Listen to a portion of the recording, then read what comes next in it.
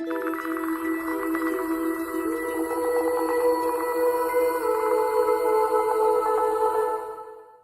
consistent in what you're doing. Yeah, yeah. Am I supposed to get people on this podcast and ridicule people? Not really, man. I actually think the podcast is more for... What do you think it's for? Maybe my significance. Nah, I think at the end of the day, I think there's so many eyeballs from the outside looking in. Sometimes it's good to give some people an idea of what it looks like from the inside. That's all it is. Without having the pressure of wanting to actually call Omar, call somebody, or whatever the case may be, to get a sense of what actually happens inside the business. So do you think people look inside the business because they want to learn, or they look inside the business because they want to find a way to perform against it or whatever? Like, what do you think? Why do you think people... I think people want to learn because everyone in our business is doing well. They're all winning. Yeah. I think that's a good starting point. Right? When you say winning, what do you mean by winning? Because you just said that top performers have an insecurity, and that's what drives them. Yeah, there's just something that they want to achieve. Like, every top performer has something different. Some people want to, like, actually, you know what? I got this from you. Yeah, the doctor and somebody who is, you know, the doctor who saves lives and somebody who actually is, you know, probably, I don't know, some form of a criminal or whatever the case may be. They're both chasing this. They're both chasing significance, but they're just getting it through different things. I think I look at what you're doing. You're chasing your own significance, but you're solving a problem on a real estate industry-wide problem. Or like to think that's what you want to do. Yeah. Because that's basically, it's a good point. So if you've got somebody someone goes and gets tattoos all over their body, they're effectively saying, this makes me feel special in some way, which means they're chasing significance. A doctor who goes and saves patients' lives effectively makes me feel significance, but I do it via contribution. Yep.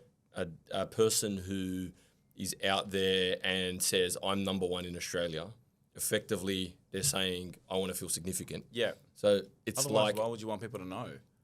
Yeah, why would you want people to know? Yeah. But do you think saying that gets you more business? Because No. But you were at another company. Yeah. And how long were you in real estate for? 12 years. Okay, in those 12 years, what did you end up getting to with numbers? Like, we'll talk about numbers because it's easy for people to digest right now. I know, selling like 150 to 170, 180 homes. All right, so let's say 170 homes. Yeah. You were in some Daily Telegraph printout that you were ranked something, weren't you? What is it? What happened? I was just top 7 for like volume of sales. Okay, top 7 where? In New South Wales. In New South Wales. Yeah. Okay, so top 7. That was a while ago now, man. Okay, do you think that helped you get more business? No, not at all. Did you think then it helped you get more business? Nah. I didn't think that helped me get more business. So why did you put yourself up for that then? That was actually a business thing. I didn't actually choose to put myself in there, to be honest with you. Okay. But what I think it did help with, if you want the truth, I actually think it helped with recruitment because people naturally want to work with winners. So you're saying that by saying that you're an award-winning agent, it helps you recruit? Yeah, I think you attract like-minded people. Yeah. Like if like-minded people, what do you mean by that? Well, I think it attracts I think it helped attract people that want to be a part of a winning team. You know, like if you're playing soccer, right, and actually you've got your nephew who's... When you say winning team, do you mean part of that agent's business, not the business itself? Because it doesn't say the company's number one, it says the agent is... No, I look at myself as a vessel and a platform for other agents to grow. That's it. So... Yeah, but you didn't... But that's how I look at it. But I was a sales agent at the time. For 12 years, you were a sales agent? I was a sales agent, yes. But growth could have been from, you know, coming inside my team and then moving out into sales and doing their own things and building their own teams. So... But you never did that? I never had control over that. But now I do. What do you mean by you never had control? Well, hypothetically, inside of a business, the business just wasn't structured that way. Like, it's not like... You know, somebody left my team and then, like, sometimes they went into sales and did their own thing, but it wasn't structured that way. But nevertheless, people wanted to work as a part of high-performing teams because they think that's where they're going to get their most learnings. You know, if somebody's doing... You know the whole word high-performing? It sounds like a circus act. It does. Yeah, it does. It does. The words that we use in the industry sometimes are a bit weird. But you never used to think that. No, I didn't. What did you say before we came on? You said I said I wish we did this podcast when I first joined, because there were so many things that I thought I disagreed with. How you thought. I liked the vision of what you were thinking, but I didn't like how you thought success in real estate world was achieved. Like you said something to me like, you know, the community is my associates or whatever the case may be, like, you know. And that was, I'm like, no, it's not. That's just not how it works. You were really practical. Yeah, I was just like, no, man, it doesn't work like that. I'm like, if you're not calling anyone and you have a belief, good luck. Like, it just doesn't work, right? Now, the irony, the language changes. So it's with the guys in my office, I always talk about, you know, you serve the community serves you back. That's so you broke. So you could say all your beliefs. I had to unlearn. Yeah, I had to unlearn. Yeah, but why would someone who's doing 170 deals a year need to unlearn anything? You would think someone doing 170 deals is you're ranked number 7 in Australia for New South Wales volume. You think someone doing 170 deals who's at the top of what people view as success in this field, why would you need to unlearn? Why would I need to unlearn? Because there are different ways of doing 170 deals. You know, there's 170 deals and having a good life, and there's 170 deals by being in the office at 7, 8 o'clock in the morning and finishing at 9, 10 o'clock at night. So what was your life? What were you doing before? Because people out there are probably, do you think people out there who are doing 100, 120, 130, 50, 60, whatever, yeah, do you think they're doing it differently to the way you're doing it now, your team's doing it? Yeah, 100%. I think they're doing it more traditional to how I used to. Yeah. Like I know since then there's been a bit of technology out externally, but I still think fundamentally they're doing the same thing. Yeah. Right? They got a lead guy, they got a bunch of guys that are calling through some sort of database, whatever the case may be, cold calling or whatever it is. Yeah. But ultimately, they're doing it in a way where it's output, but high output, but high with no messaging. Yeah. Right. With no, like a different form of messaging. And I think if it works until somebody out there actually challenges what was the standard, the ideology behind it, right? Like, you know, there are so many things that change in sales. Like, I don't believe in smile and dial. That was a big thing that I used to believe in. What's that? Like, just pick up the phone and call. You know what I mean? Yeah, but if you call with the wrong... You used to believe in it? Yeah, I used to just pick up the phone and call. Okay, so why don't we do this so we can break this down? Yeah. Right? What were you doing before? Because at least that way, because we have these podcasts, obviously at 24, I opened the company. I only worked in a real estate company for like 2 years somewhere else, right? So I don't really know, okay? I actually think that's the best thing that happened to you. Yeah. Were you considered a high performer when you were doing those 2 years, or were you just an average performer, or were you just... What would you consider a high performer back then? Were you a good real estate agent to your market? Honestly, a high performer. Did you regard yourself? No, we did enough deals to say, right, like, did somebody tap you on the shoulder and say, I want to give you an award because you did something well this month? Yes, according to that. Yeah. I got a few of those. So what's your definition of a high performer now? I don't like that definition at all. It's like, I'll tell you why I don't like that definition. I'll tell you why. When you start saying that, it limits what you can accomplish. I'll show you what I mean. It's not just an ungrateful, unhumble type of thinking, right? It's this. It's when I stand up and I'm having a conversation one day with God and he says to me, I gave you one of the greatest brains. I gave you one of the greatest bodies. Gave you one of the greatest whatever. I gave every human the same thing, roughly, okay? What did you achieve? And I said, well, you know, I was a high performer. And God's going to say, right, okay, define what that means. Well, I finished number 7 in Australia for most amount of sales, God. Yeah, I get you. It doesn't make sense to me. I can't, I don't want to speak like, I think when you speak like that, you do 2 things. You limit your capability of what you can achieve. Yeah. You limit what the true measure is, which is relationships, because you can't do that many deals without having good relationships. So let's remove that word, and what would be your true meaning of what success is in our field? I think this is one of the only businesses in the world that allows you to repent on things you haven't done well. How? Ask for forgiveness, be able to enhance your life, because every day when you're talking to someone, you have an opportunity to get a thank you, do something. People will think it's cliche or whatever, but every day you have an opportunity to do that. So I've known you long enough now. That's how I know that you think like that. yeah. So success in this business Yeah. is an opportunity. Success in any business. I think business is a spiritual game. And I think if you're in this business, you have more opportunities to cleanse everything that you've done wrong and bring goodness into your family's life, whatever it may be. Yeah. So it means if I go to anybody's household or I speak with somebody and I leave and they say something good, I ask myself, what is the true intention they had or belief they had about me after I left meeting with them? Yeah. And if in my heart and soul, I know that guy's a good person, that guy did something well for me, and I'm leaving that lasting impression with them, right? And I know people will roll their eyes at this, especially people who aren't involved in real estate, don't know who we are, and are looking at this going, whatever, mate. But what I'm saying is when you meet somebody and you leave them in a certain state, and you end the day doing that to 15, 20 people, I think good things start happening in your life. Do you believe in That's what success is in this game. I Then the numbers follow that because trust is the greatest indicator of usage of your service. So did you ever get upset when somebody didn't use your services? No. I got upset with myself that I wasn't able to give them what I know to be true that would have helped them. That's a key thing. Yeah. It's a big difference. So you were never upset of the fact that you missed business. So you didn't pass the blame on to someone else.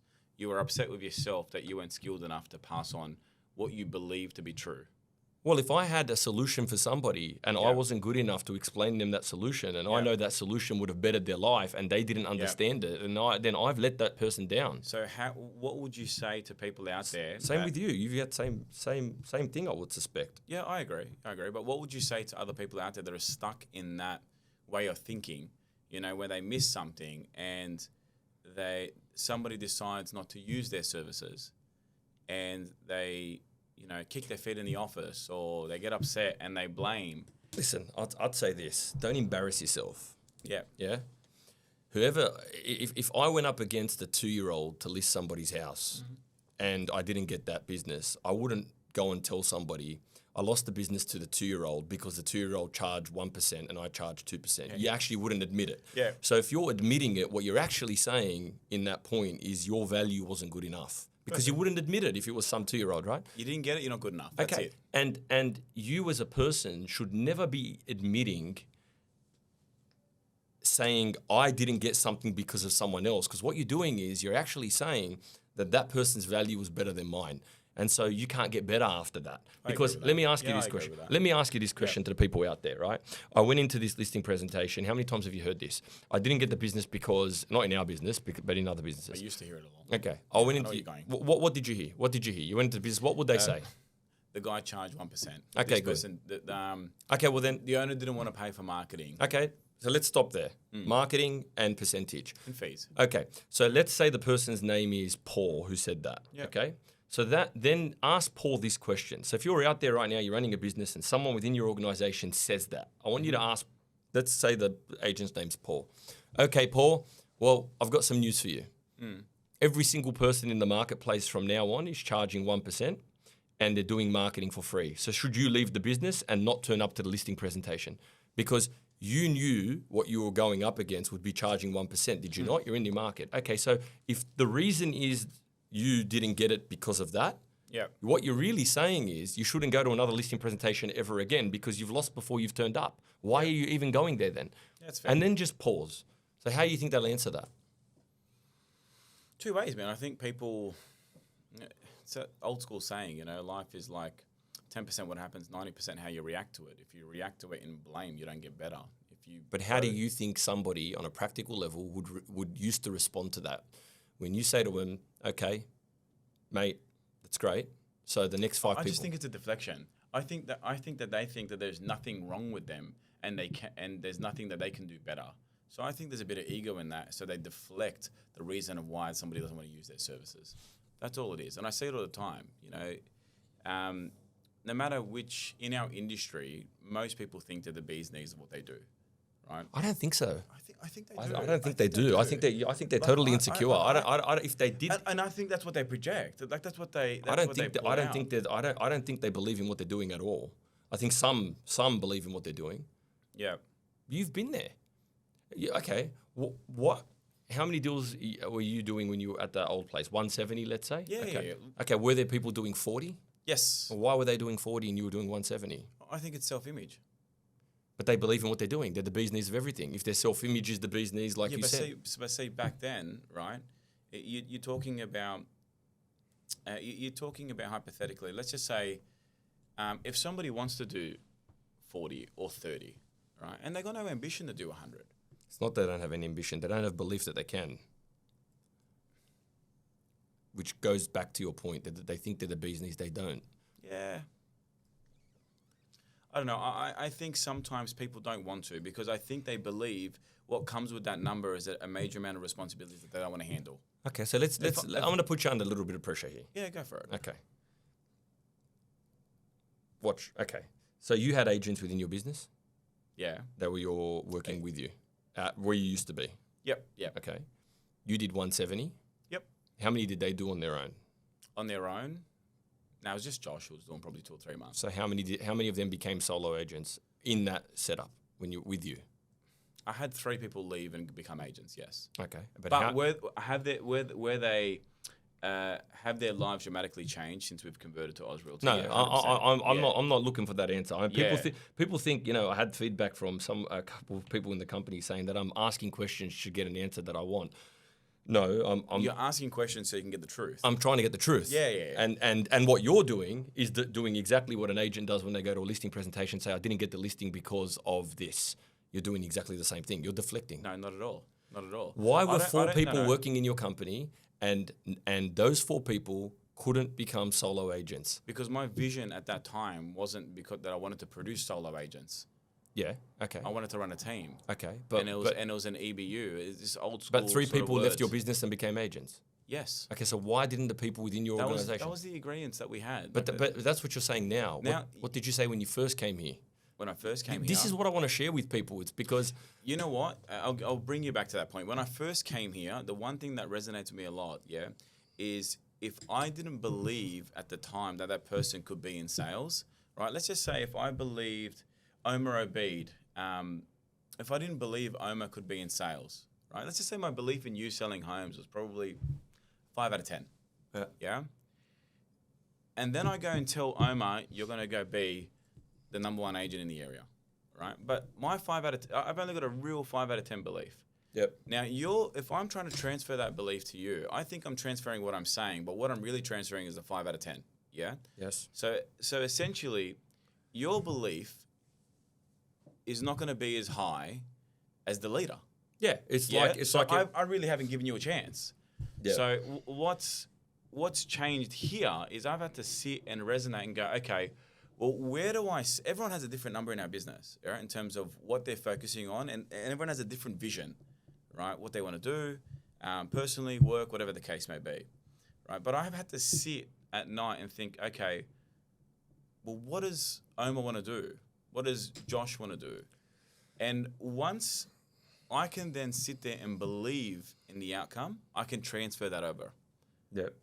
Yeah, that's like we say that. It's like a soccer coach. I remember I asked this one soccer coach, right? Yeah. I was sitting down with him and he was telling me, I've had all these injuries and I've had this and I've had that. Yeah. Right. And I said, well, so okay, great. And I said to him, okay, hand on heart, start of the season. Out of 10, yeah, I know where it's going. Yeah. How much did you believe your team is going to win the championship? Yep. What do you say? And he goes, 5 to 6. Yep. I said, okay. I said, so if your belief is 5 to 6, what do you think the player's belief was to win the championship? Mm-hmm. He goes, probably 1 or 2. I said, okay. I said, so you've started a competition and the subconscious of your team is you got a 1 or 2 out of 10 chance of winning. Why even turn up? Well, that's what I mean. It's the same with the listing presentation. You're already losing. Like, you haven't given that person a chance to even actually succeed. Well, you haven't transferred the belief over to them. Yes, of course. So let me ask you this, going back to that. So you made a decision to get out of sales. Why'd you get out? Because what's the truth of why I got out? Because when you talk about... You did the same thing. Yes, of course. But me and you have a different vision, right? And so you're a selling agent. You had Daniel, James, Imam. You had guys in your team, whatever the case may be, right? You decided to step back out, and I wouldn't say I don't think you've left sales, to be honest with you. I didn't decide to step out of anything. But what you've done is your vision had changed. No, the vision was the same, and I'm followed through with that next step. Okay, so what was that? What was that Well, point? well, if I'm listing and selling, and I found that, see the way people see real estate is like this. There's three types. I'll tell you the three types of agents. There's the one who doesn't even know how to handle an objection. Now, an objection in the seller's mind is not a good experience. Okay. Yeah. So there's an agent who doesn't even know how to handle it. Yep. There's an agent who says, I know how to handle objections. This is my response. That's why have you ever seen on Instagram when they say, how do you respond to These questions? Yeah. And I'm like, that is the epitome of an average salesperson or a communicator. And you're saying is... I'm saying the third one is very rare and unique. It's how do you preempt an objection with communication before it happens. So, for example, Ibrahim, forecast, rain tomorrow. That's one objection. We're going to open it. That's another objection. We're going to bring buyers who are serious because they turn up because of the rain. That's the third objection. We're going to remove shoe signs before they walk in. That's the fourth objection. So in one bit of communication, it eliminates four objections that will happen tomorrow. What would have happened? Yeah, would have happened on that day. Okay, so that is the epitome of somebody who can step into a business and make the experience great for the person that they're serving. Yeah. Okay. An objectionless campaign. And the maximum outcome is a high state. Yeah. Perfect. Okay. So, but then you've got agents who say, but you know what I do? I'm going to go hire someone and pay him X amount of money to help me preempt the objections with the seller. Yeah. And they'll say, I don't touch a thing. That person preempts objections. I come in like a surgeon. All well and good. Yeah. Now, have you ever seen that person who talks like that produce 50 other people who can do the exact same thing? No, because I think that if somebody, and it's a really good point what you just said there, yeah. I think fundamentally you're thinking about what's going to happen not only tomorrow. Anticipation of what's happening throughout the campaign, day one, day two, morning, day two, afternoon, Saturday afternoon, Saturday morning. More than that. More every possible thing. There's 62 messages that deal with 452 human objections in this business. Yeah. And the moving parts. So what happens if this happens at auction, before auction? Why are you doing that? So in somebody's brain, there's a mental loop. So when you get to the end of it and the owner says yes or no, it's really a game of objections. That's why agents come in and they start to manage objections in a very manual way that we all know how it's managed, right? And they're not doing that in a bad way. They're doing that because they're getting to the end. That's the number that the owner, it's the maximum. It's in the best interest of them to look at it, but the owner's not looking at it. So the agent starts to manage those objections. Now, the really good ones know how to do it. They know what to say at the right time. Yeah. And so what you have here now is a business with a big communication gap. And you can't scale that. And so it's not scale that, it's solve that. Solve that. Yeah. That's my significance. Yeah. So would you say that's the reason why you moved? I wouldn't say moved away. You can't say move away because you're in it. You're in it with my team. You're in it with your team. So I'm never going to say that, right? Would you say that's what's helped you lead from, like, not be inside it, like not be consumed? You've now come on board. You were looking at 170. Sorry, I'm doing this. Okay. I'm doing this thing that people don't like. I'm asking back-to-back questions. No, it's okay. But you actually, I'm not sorry. What am I saying that for? No, I was going to say that's the first story I've heard. I'm lying. I thought I'd be polite. People are watching, but anyway, so you well, people say to me, oh, ask these questions and then don't follow up. But like sometimes your answer's boring, man. Yeah, I agree. And I need to. And sometimes maybe my question's boring. Anyway, what was I going to say? So people come on board. Yeah. You were doing 170. Yeah. Okay. You were putting those deals together. Now you're doing how many? Like close to what? We've done 260 first year. We're on track to do probably 400 to 500 next year. Okay, so aim at 400 to 500 is where you're going. Okay, and your agents are doing. It's been a blessing. It's been a blessing, but this is good. So you and I had a conversation before you came on board, and you said this podcast would be different 1 year ago, because what were you and I having conversations about where we were clashing in the office every night downstairs? Yeah. What were they? Really comes down to we had different beliefs, in terms of, and just to how to run a real estate business. That's all it is. And what was it? What was it? What were some of the stuff that you and I talked about? Because then at least people watching can see that evolvement of how you've gone from 170 to 500, right? Because the objections that you put up were extensive to the point where I left the WhatsApp group once. Yeah, you can say it because I didn't reply to you. Yeah. It's exactly what happened. So I look at it this way. I think we had different belief systems in terms of not only how we operated in real estate, but who we were as people, right? So one's not better than the other. No, it's just different. Yeah. It's just different, right? So I look at it this way. I used to look at real estate based on activity. You looked at it as the outcome and intent. Yes. And what's an example of that? Well, I'd focus on the volume of calls, and you would focus on, well, what's the point of speaking to 100 people that don't want to do anything? Or no. Or don't want to hear from you. Or don't want to hear from you. Yeah, you're like, why? So I would say, well, this is what I've been taught, man. I've been in real estate for 12 years, and this is what I know works, and this is what. So I didn't think that I had a belief that I was going to do 170 deals. I used to just think this. I used to just go, well, I made a decision that I wanted to do this, and I used to just go, well, if I did this many, whatever, like just usual like real estate lingo, right? And then you peeled everything back, and you said, this is the number, and this is the vision. It's 1,000 sales. It's 5 offices. And people in a high state. And people in a high state. Yeah. And the maximum outcome. And every single high state means what? By the end of it, there's no objection from the owner, and they're selling the property. They know it's the maximum. They're feeling good about it. Yeah. That's the high state. And then we took our team and turned everybody into an agent immediately. Actually, within 6 months. It was unbelievable, right? And I used to focus on the in-between, which I don't know more. You know, I really don't. Like, it was somewhat successful for you, but it was successful for me, but not successful for the people around me. And when you say successful for you, in a way, yes, the numbers, but what about the time? What about the peace of mind? No, that wasn't, because what actually happened, I never worried about tomorrow's objection. I worried about today's objection, and I knew how to handle it. Yes. And that's what you used to say to me, you're bottlenecked. And I'm like, I'm not bottlenecked, I'm fine. And you'd be like, well, what are you doing now? I'm like, no, you said to me, relax, man. I'm doing 170 deals. You're telling me how to do real estate. That's what you used to say to me. You used to say, what have you done? 60? It was 110, by the way. It wasn't 60. But, you know, and then you went on realestate.com and we solved that. But essentially, you were technically had the right to say, mate, I was a better agent than you according to the real estate standard. The real estate standard. Yeah. The real estate You had the right to say that. Yeah. Yes, and so anyway, so you this is not taking into consideration sale prices and all that sort of stuff, but I just thought my ability to serve more people. One thing that shocked me about you, and I'm going to say it out loud. This shocked me about you. Is this a positive or a negative? Yeah, it's a bit of both.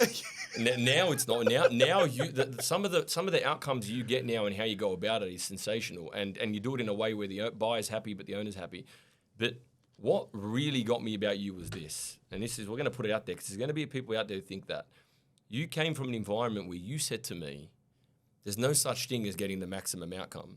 You said that the market dictates that, and you said, we put a process in place where forget like this whole maximum stuff, you're just going to get what the number is on the day, and that's it. And you said it to, I think, James. I'll pull that back for you. I'll tell you what I meant. You did say that, though. I'll tell you. You don't say that anymore. No, I'll tell you why I said it, right? And I was having a conversation, and you know what I'm like. Sometimes I just like to challenge ideas, even if I believe them. Yeah. You know what I'm like. Like I agree with you, and I'll just challenge you because I want to challenge how much you believe in it. Right? I did that for 2 years before I joined the business. Yeah. I asked you the most outrageous questions on purpose to get a trigger to see what you would get, and I wanted to find a chink in the armor, right? And James said to me, you know, he's like, I believe in the maximum outcome. And he kept saying it. And he kept saying, a process to get the maximum process. But he kept saying, you know, and Imam, it was drenched into the business. You know, Lagana was this. Because of our process, our system, our belief, our marketing, our messaging, the median price is now this. And I was like, relax, bro. You can't control the economy, low interest rates, supply and demand. Yes. Right? And so I said, I think you're one of many factors, and they thought they were the only factor, and that's what I was challenging. Yeah. And then I said, well, and then I said to the guys, and I tried to find a chink, and I love the fact that they'd bite back, and they go, well, the immediate response is, well, you're lucky I'm not in your area. Yeah, because because I saw your interview you did with a lead agent, and you were saying that auction everything, and I'm like, wow, that means that every single person who goes to anywhere to be diagnosed with something, it's like this. I'm not going to compare real estate to being a doctor. I just do simple.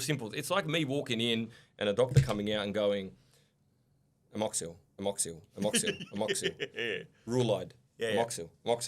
All right, guys, don't need to see you anymore. It's done, because I know that works without actually knowing what the situation is, which tells me that you didn't really believe that there's a product that maximizes the outcome, and you haven't really unpacked that. You've just learnt that, right, if you do this, you'll get this outcome. Yes. That's what. Yeah, I didn't, like, I'll give an example, right?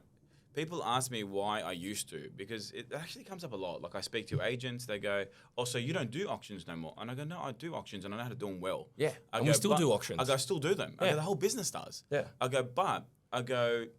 do them depending whether the property needs to go to auction to get the maximum. So tell me, how do you, like, obviously without giving too much away, because our algorithm does all that and peels that back, because people are out there going, yeah, whatever. You probably just say what you just probably say what the owner wants to hear, and that's how I think people think. Well, because they think the outcome is getting the listing. Well, I'll give you an example. I think that's what they think the outcome is. They think the outcome is getting the listing, not giving them a process that maximizes their outcome. Does that make sense from a sale point of view? So typically what an agent would do is go, well, how would you like to sell it? And however they would like to sell it is how the agent would perceive it. You would challenge them, even if they didn't want to use your process, because you believed it would get them the maximum. That's it. Well, if they believe that I want to get the maximum for them, and somebody was to say to me, so people say you should get a level of agreement in sales. So if someone wants to do auction, great, just do auction. You got a level of agreement and talk about all the reasons why they should do auction, and they'll agree with that. But the real level of agreement is the intention behind it. So do you agree, Ibi, that I care about getting the maximum outcome as much as you? Let's say that's the answer is yes. Yeah.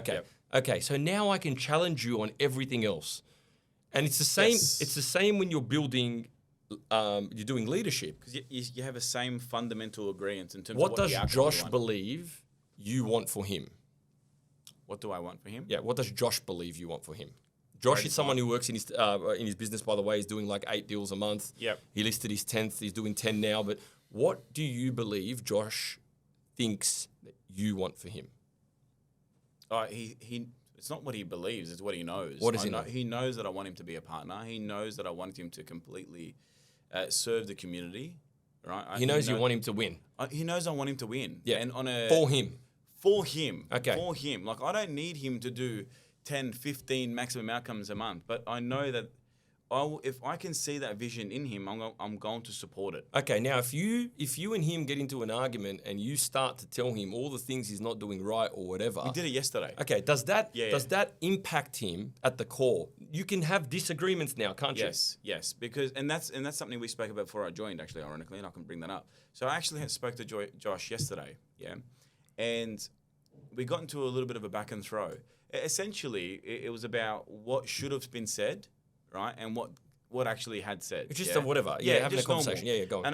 And by the end of it, we're like, well, fundamentally, we both want the same thing here for the owner. That's the key. Yeah, and but fundamentally, he knows you want something that he also wants. Yes. Yeah, I agree. For him. Yeah. That's my point.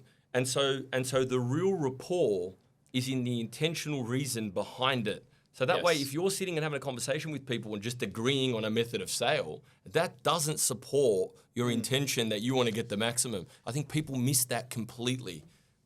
And I think that's fake rapport. Yeah, I think we spoke about this before I joined. You said to me, Ibs, we're going to go back and forth a lot. You said that straight up, right? We're going to go back and forth a lot. But fundamentally, do you agree that we work for the consumer and we've got to get a maximum outcome, give them a high state experience? I'm like, yes.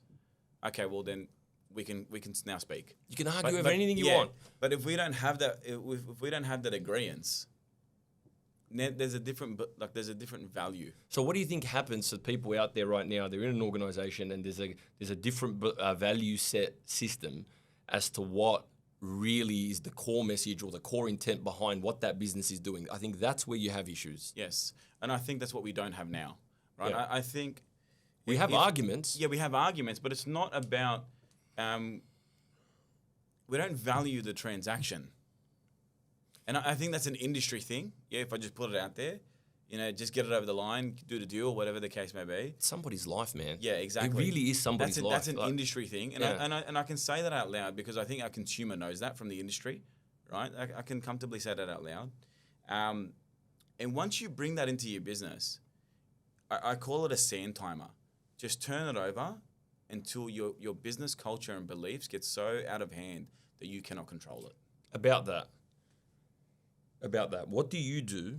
Do you have any examples of it where something happens in your business that contradicts the values or the beliefs of the business? Has anything? Because you've got now over 30 people, 40, whatever it is, that's growing fast. You've got a lot of people in there, a lot of new people. You're the leader of values and beliefs and whatever. I mean, the key ingredients for them to win in their lives, you've got to enforce some things that aren't, police officers stop you from speeding so you don't get into a car accident. Doesn't mean they don't like you for giving you the ticket. They've stopped you from doing something that could be detrimental to your life. So what are some of the things? Has something happened within your business? Now you've got a lot of young people there, and how have you dealt with it? How do you enforce that culture? And when you say culture, it's really beliefs. But we just go back to the fundamental. Is there an example? Okay, a really good example is you have a block of land on the market, right?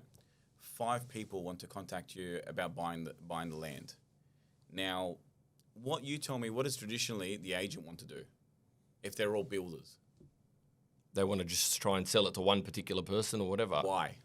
Because they got a connection with them or whatever. What does it lead to? Why? Well, what's the end of it? What's the resale? The resale, yeah. So we had land on the market and we had people approach us, people that I've dealt with for a long time. And I've had it with a couple of people actually, and they go, so how do I handle this? We've got a really good relationship with this person. I go, well, what's better for the owner? Everything changes. As soon as I say that, what's better for the owner? What's the fairest way to handle it for the buyer? They just go, yeah, I know what to do, and they move forward. Yeah, that's a great way to do that. Yeah. So I go, what's fair and what's better for the owner? What about those businesses, Ibby, where you start to see a crack in the windscreen and you start to see how, whether it's a communication between how people are talking to each other in the business. How do I say this?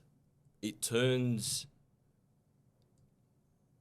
It's a sizing culture. It is. It's. I know you're talking about how we communicate with each other. I'm saying there was something that I think that had happened where someone had said something that you had new in the business.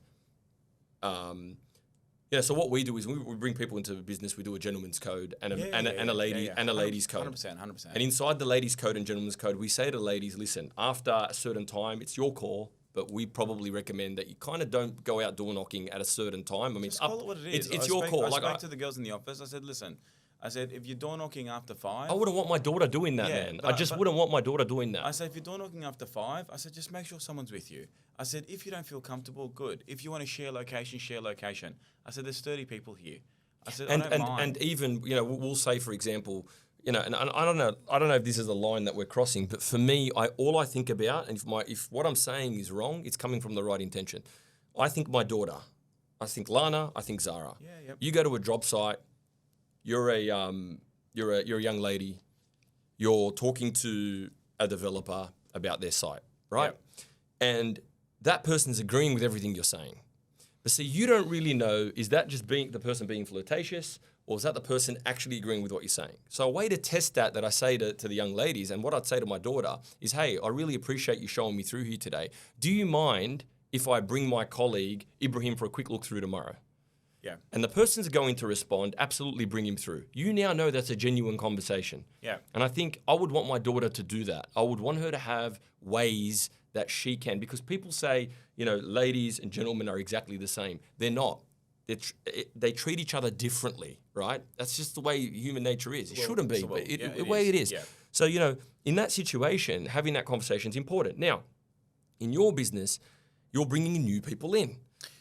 Yeah. There was a situation? There was a situation where one of the staff members got a message from an owner. Staff members? Oh, well, one of my team members, sorry. Yeah, team, yeah. Wow, you actually pulled me up on that about an hour ago, and I said I don't say that. Who calls someone their staff, man? Wow. Have you ever seen Steve Jobs standing in front in a photo? I just went into a reporter mode, yeah? Yeah. Yeah, instantly. Staff, man. Yeah. You call people staff. You know, so one of the team got a message from an owner was inappropriate, and she goes, "What do I do?" And she goes, "They want to sell their home." I said, "I don't care." I said, "They want to sell their home or not. It is what it is." He said something inappropriate. Do me a favor. Block the number, delete it. It is what it is. Because that's what you want your daughter to do. Yeah, exactly. So you wouldn't actually. So I just said leave it. I said, well, mate, it doesn't matter. It could happen to the other way around. Could be the other way around. Yeah, and I just said just leave it. And she's like, and I sensed two things. I sensed that at first she was like, I want the business, which is weird. And but then as soon as I said that, right, I feel like there was a relief lifted off her shoulders, and she even spoke to you as well. That she goes, I'm good with this. You know what I mean? So there is no way in the world we're going to stand by with someone lowering their self-worth to a level of a damn listing. It's just not going to happen. 100%. It's not going to happen on my watch, not going to happen on your watch. If I've got my daughter working in this organization and someone said to her something inappropriately out there, I will tell her to tell that person, take your listing and go wherever the hell you want. Yeah, I am not going anywhere near you because I am too valuable to be involved in this. And I think any business that doesn't do that, I'm going to put it out there, should be closed down. Yeah, I think it's nonsense to be doing that to a human being and allowing people in your organization to lower their self-worth. Would you agree it happens in sales? I think it happens in sales because people are looking at the outcome of what you said at the start, the transaction. If the transaction takes centerpiece to everything, so does your value. Your character will go with it. Yes, I agree. 100%. 1,000,000%. And so you had another situation. So I say you got people in your organization and they're speaking inappropriately to each other. I get shut down very quickly. Yeah. But let's do an example of that, because people ask me, how do you have the beliefs in this business? You did something that was really interesting recently with that. I think we had a new person in the company. There was something, just a throwaway comment to somebody. It's a throwaway comment. They're just youth, and I just said, you know what? I just shut the business down for about half an hour. What did you really do? What I really did? What did you actually do? I pulled everyone to the office and,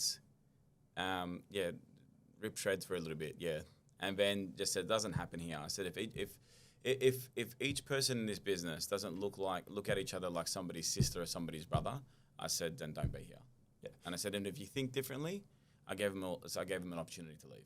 And so you, in that, because that is going to be beneficial for their growth. Yeah. But you as a leader stepped in and said that. Yeah, 100%. And so you refused to tolerate it because what you tolerate, you get. And it was within, happened, 10 minutes later, everyone's in the office, it's shut down, everyone moves on, back to normal. Okay. So a couple of questions here that I've got, right?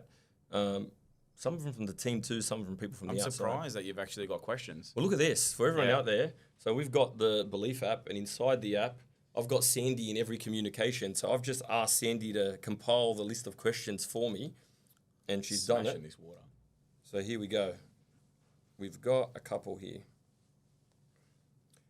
Okay. Now you sound like a news reporter. Yeah, well now I'm giving the people what they want. Okay? I'm giving the people what they want. Yeah. Oh man. Someone told me the other day, Joe Rogan asked a question and she lets the person answer. I'm like, mate, sometimes I ask someone a question and you like challenging views. I like challenging views. You want to learn. No, but that's how other people learn too, and how I will learn. Yes. So I've noticed that about you, but go for it. Okay, so Omar preaches focus on a vision, being indirect with consumers, and to forget hard work completely. Let's be real. How much has discipline, tracking numbers, LAs, connects per day, and asking for an appraisal got you to where you and your team are today? This person's literally said that I am full of crap, and really the real way of doing it is this way. So that's a question for you. I treat real estate like a corporate sport. Yeah. Yes, do I track certain numbers? Yeah, but it's not like I don't do it for the reasons that they do it. Yeah. I track numbers like and I have meetings, yeah? So that's probably what she's talking about. I have meetings with my team, and I go, well, just to get an understanding of where everyone's at. But it's very important to understand it's not a hierarchy system. So how we track our team is based on ethics and values and the belief systems in our business. That's one thing. Put that aside, yeah? But I believe in a halfway point and a reset.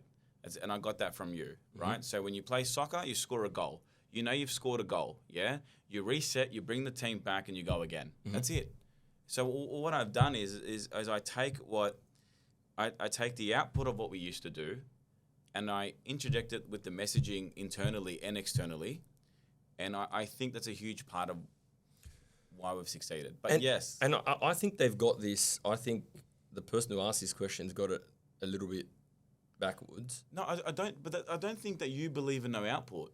That's where I think I misunderstood here. Yeah. So can I ask you, based on that, like, why do you think people misunderstand that about you? Like, how does that? Because I talk about before you. I think what I say is more logical than what this is. So, for example, I talk about if you're going to call somebody. I talk about this. If I texted somebody 5 messages, and they didn't reply, okay, and then my manager says to me, did you send a text? And I'm like, yep, look, I sent 70 texts today. They're like, well done, track your numbers, eventually it'll work out, okay?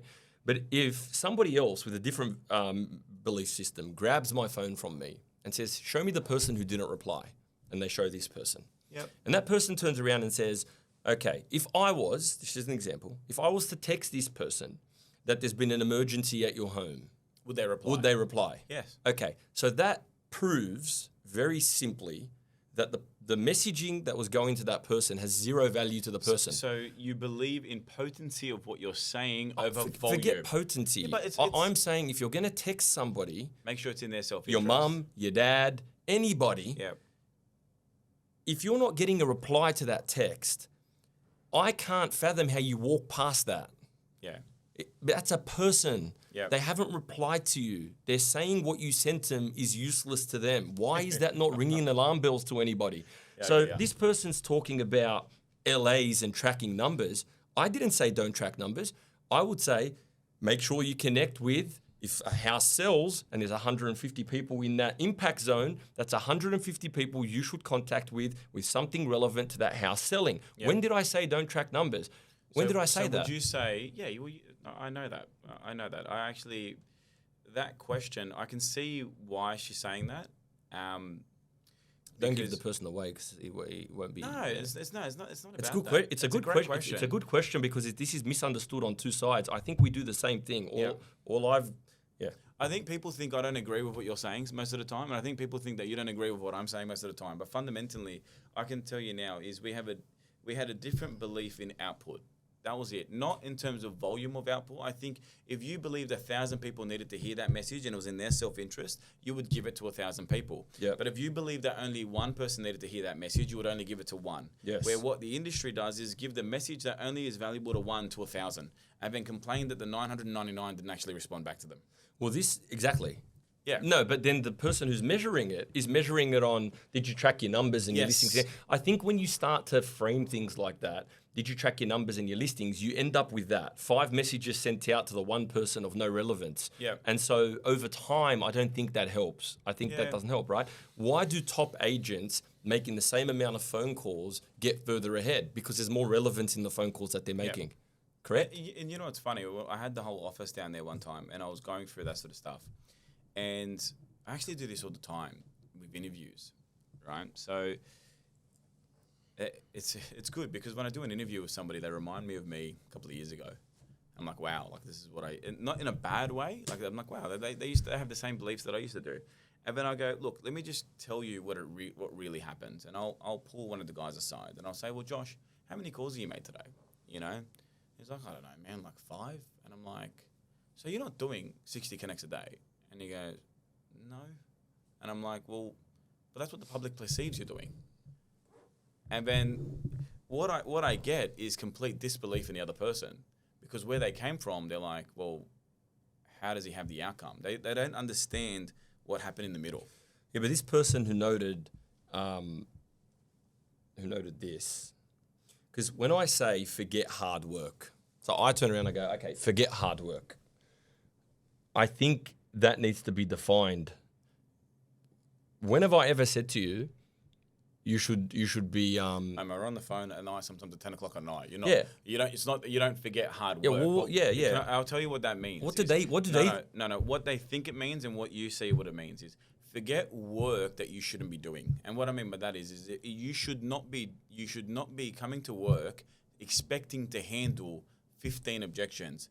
15 phone calls, this person ringing you because something went sideways or whatever the case may be. You should not be calling 70 people without a message. That's Yes. hard work. Yes, that is hard work. So you don't want to take the usual term of work smarter and not harder, because I don't think that's true, because I still think you work very smart. But Work with your heart and soul, man. Yes, but you preempt as much as you can to give you a better life in real estate, I guess. Well, speaking about the preempting, right? Let's put this out there. So you see this on Instagram a lot. So, people say, "Tell me what you would say as a top agent," because you're a great salesperson, Ibby, 170 sales a year, 400 now. Tell me what you would say if somebody says, "I want to think about it." I want to think about it. Yeah. So somebody says, "I want to think about it." How do you handle that objection? You see it on all these salespeople promoting this. I don't agree with that. So if somebody says, "I want to think about it," I don't try and stop them thinking about it. Yeah.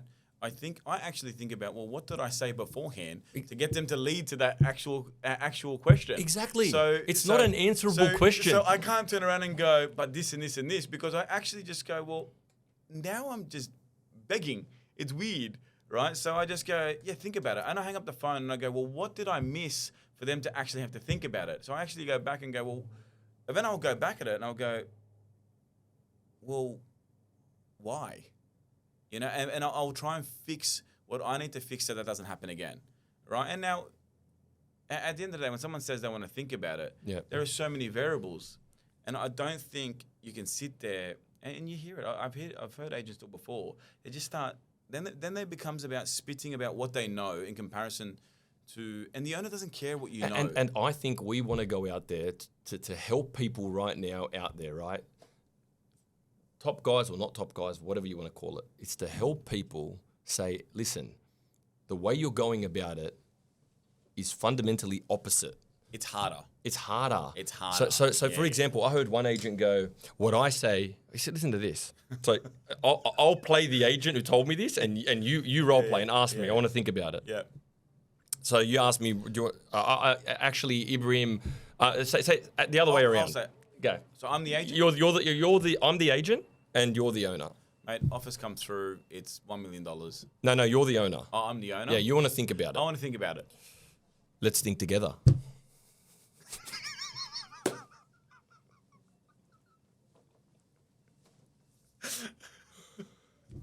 That made me feel weird. Yeah. Oh, let's do it again. Go. I want to think about it. All right. I want to think about it. Great. I've got a couple of phone calls I need to make. I'll go outside. I'll make those calls. Oh, you know what's funny? If somebody said to me, let's think together, I would say, no, I'd like to do that by myself, but that's okay. Yeah. There was one guy who actually had a good answer to that, which kind of resembled where you should be going. So go. You want to? I want to think. I want to think about it. Of course you do. I haven't given you enough information. Yes. So you need to think about it. That's okay, yeah. But at least that's admitting that you... But I haven't given you enough information is really the clue. That's the answer. The answer is what you said prior has led to that. And because it's not a punchline, you got kids out there who are taking scripts like that and sitting with a mum and dad who are sitting there going... I don't trust what you're telling me. I want to think about it. But what they're really saying, the other person is... I don't trust what you've given me. That's it. What can I say to get you out of my house? Yeah. So I'm going to say I want to think about it. And then the person can't take the hint because they've been watching Instagram, turns around and goes, great, let's think together. And the person goes, oh, actually, I like to think alone. Oh, okay, great. I'll go take a phone call and you can think alone. I'll come back in 10 minutes. Guy goes outside. He looks at his wife. How do we get rid of this guy? And the guy can't take the hint, right? So this is the stuff that you see out there that I think people need to avoid. I agree. Let me ask you this question. So we've answered that one about numbers and LAs and connects. All important. All important with the right message. The message. That's the difference. Okay. Useless without it. Yes, useless without it. I've seen it in person. Like, yeah. Yeah, we've also seen people. I think everyone has. Yeah. Well, we've also seen people who have this. They've been given a gift. They've been given, let's say, baskets of eggs that are of value to the people they're serving, and they're just sitting there all day with the baskets of eggs. And I'm like, why haven't you called everybody and given away these baskets of eggs? So that's the opposite. That's the opposite end of the spectrum. So that's important. Now, how did you meet Omar and decide to join Oz Realty brand? It's so geographically far away from where you're operating. Sounds like it was a massive risk. And assume you had plenty of other options. This person's really hating on this company. Yeah, I know. Wow. You know what? I did have a lot of options, but what other options? Where else is there to go apart from here? What I mean by other options? Yeah. What are you going to do? Print off market appraisal letters and drop it to the street? You know what? Actually, fundamentally, yeah, and it's a really good question. Yeah, how we met, it's very black and white. Actually, was buying a home in the area. Met Karim. Karim introduced me to you. We got into an argument, but I left more intrigued. I left like. Do you remember what the argument was about? I don't remember it. It was actually literally when you turned around and said the community is my associates, and out of respect, I couldn't stop. I was about to burst out laughing, right? And I was like, "What is this?" You know what I mean? And I'm looking at Joyce, and I was looking at I think your mum was there, and I went, "Huh?" You know what I mean? So I was like, I looked at Karim and I rang Karim after. I go, "Who is this bloke?" Like, you know, but I left more intrigued, and you know what I'm laughing about.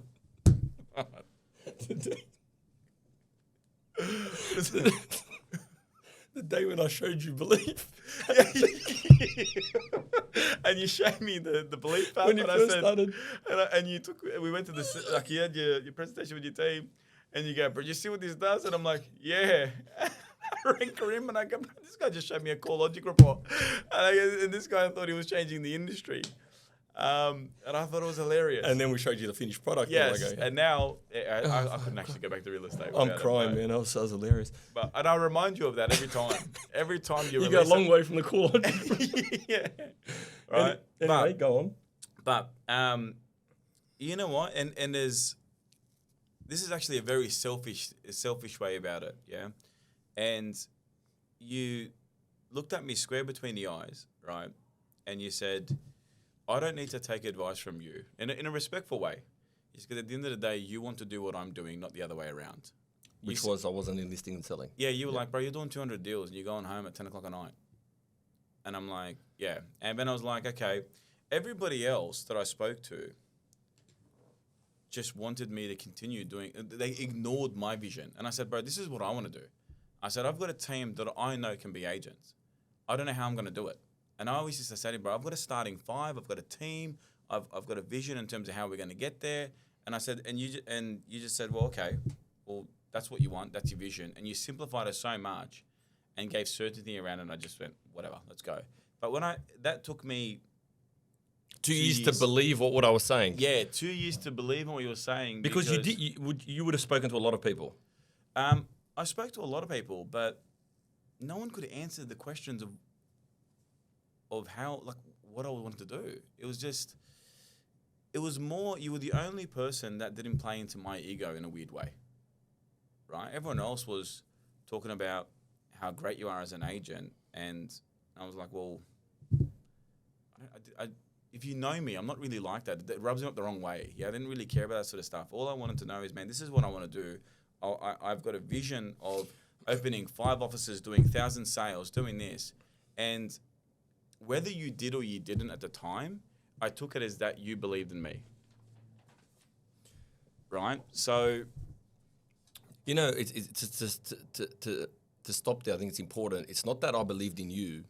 I believed in, if the vision is to help you get to where you want to go. That's what I mean about common agreements. And everyone else said, there's a lot that we can learn from you. And you turned around and said, there's a lot we can teach you. Well, I remember Karim, really, we weren't going to partner together. Yeah. We weren't going to partner at all. I was done. Karim walked up the stairs. I put you through the ringer, like 2 years. Like, I don't think that's ever happened. Yeah, but I just wasn't like, we did, like we were trying to get rid of you at some point. And we, not in that way, but it was like, we were a bit of argumentative. Yeah. But we had Karim, I remember, walk up the stairs one day, just set me right over the edge. He said, Ibrahim wants to know, what's the difference between He set you off that Oz way. Realty and these other companies. And I just lost it, man. Yeah, I remember. I said, this guy's actually sitting You know, here. I wanted to catch up with you that afternoon, and Krim's like, "Nah, I probably wait." No, but in my head, you know what it is, Ibby, and you do it too. Sometimes this is something that I can fix. Sometimes I think about the future and I'm in it so much that, like when I was showing you belief and I was showing you the core logic report, Yeah. which is not a core logic report, by the way. Yeah, I know that. My head could see where belief was 3 years from today. Yeah. And I was bringing 3 years from today's energy into that moment. Do you know why I believe that? And it gets confusing for the person listening. No, but do you know, I'll tell you if I didn't believe that, but do you know why I do? Because of the speed of implementation of what you're doing. I know the roadmap. The thought is already there. You just needed the tools. Yes. The thought was already there. Because, like, you know, we went through something on, you know, how to deliver an offer. And I thought to myself, well, why wasn't it already there from the start? Why didn't we speak about it? And you said, bro, it's always been there. I just didn't know how to put it in there. I didn't know how to visualize it so that way it makes sense to the agent and it also makes sense to the owner. Yeah. Right? The whole thing is a roadmap that's already done. Yeah. And so sometimes what I do when I'm conversing with you, if I turn around and I say, oh, you know, this is what I mean about belief. And so this is your belief to your people too. It's the same way, right? Whether it's whatever level. If I thoroughly believe of what the company's going to be, I can't be knocked off that. I know exactly where it's going, right? Yep. And if I can be knocked off that, I didn't believe it in the first place. Yep. So if I can completely believe it, I can't really hear anything else, right? And so when I'm speaking about it, I'm speaking as if it's already that because I truly believe it. And people look at me and they go, what are you talking about? And I can't fathom because I'm locked in that space. I think... I think that's a tip for somebody out there. If you believe, like you said, in your team. Well, you grabbed your phone one day. You believed in Josh, did you not? Yeah, of course I did. Fully. Yeah. Nobody can knock you off it. 100%. Not even his own thoughts can knock him off it. No, we fixed that. And that's why Josh is successful. Because you transferred belief to him. He believed it, but now he really believes it. That's why all your team's successful. The leader's doing that all the time, man. You know what's funny? I remember you going, I want it like this. Hey, Sandy, load up my presentation, load up this. And I remember looking at you going, I think I looked at Daniel, one of the boys, and I'm like, bro, this guy's like 30 years ahead, yeah? Like, I don't know what how is this going to happen, right? And then literally, as soon as you have the tool to implement it. I did it. And the other thing about that is some people say, hey, Sandy, prepare my presentation. But like, it's what presentation? It's got to work. Like I can go to ChatGTP and go, I had this one guy talking to the phone, prepare my listing presentation. And everyone's gone, whoa. But nobody asked, what's in the listing presentation? Yeah. Could have just been 4 points. What does that mean? Anyway, so that's important. But tell me, you've moved your whole business. Yeah. You've moved your whole business.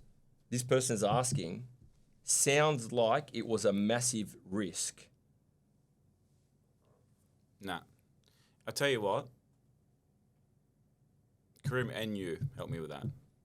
And it was Karim's a great guy, man. He helped me a lot with that. I think Karim, when I met Karim at the time, he was only doing like 30, 40 deals, and now he's doing 80 plus or close to 100 now. He's flying and doing so well. But he laughed at me in a brotherly way. He goes, I can't believe somebody who's close to doing 200 sales is scared about. He goes, bro, if you opened up Bob Jane Realty tomorrow, he goes, and you did half of what you did, he goes, you're still flying. Right? And he goes, and then he sort of went Omar Abid mode, where in a sense where like, because the vehicle that you have here,